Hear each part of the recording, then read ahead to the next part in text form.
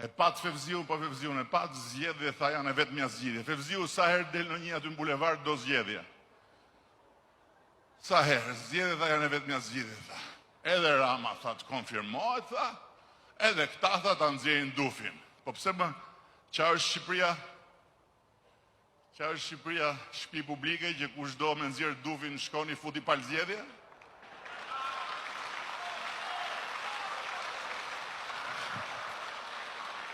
Se këta dhe nuk i din rregullat.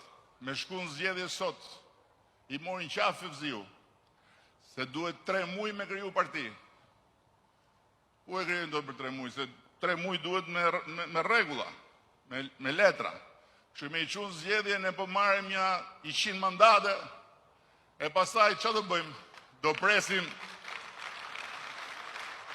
Do presim na vina i lloj zogu tjetër të na thotë dum zgjedhje prap. Zogu. O zogu. E prap nuk ka zgjidhje tjetër, vetëm zgjedhjet.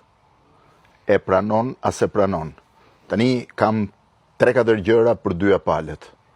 Rama thot s'ka zgjedhje, i kam fituar vitin e kaluar, zgjedhjet janë 2029.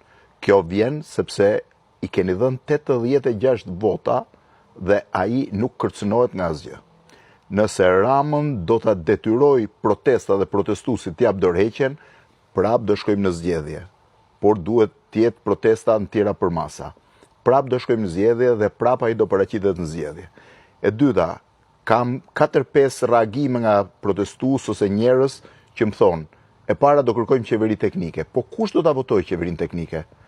Rama dhe Berisha në parlament, sepse qeveria teknike kërkon 71 vota në parlament që të bëhet. E para, pra duhet t'jap dorëheqjen Rama me dëshirë dhe të votojë me deputetët e tij dhe të Berishës në qeveri teknike. Kjo qeveri teknike që votohet nga PS-ja, nga PD-ja, kush do jetë? Ka njerëz që më thonë, ne nuk hym zgjedhje nëse hym Berisha dhe Rama, po s'ka asnjë vend të globit që ti t'i ndalosh një qytetari të drejtën për tyr në zgjedhje. Dhe treta, nëse shkohet në zgjedhje, si do adresohet kjo protestë nëse nuk ka formacion politik? E dëgjoj që thonë jemi të zhgënjur nga politika. Po a ka një vend botë që nuk drejtohet nga politik? Politika është e vetmja mënyrë dhe i vetmja strukturë që mund drejtoj vendin. Mund të kërkoni largimin e politikanëve të vjetër dhe hardhjen e politikanëve të rinj, po që mos ketë politik, kjo nuk ekziston askund në botë. Kështu që prap zgjidhja janë zgjedhjet.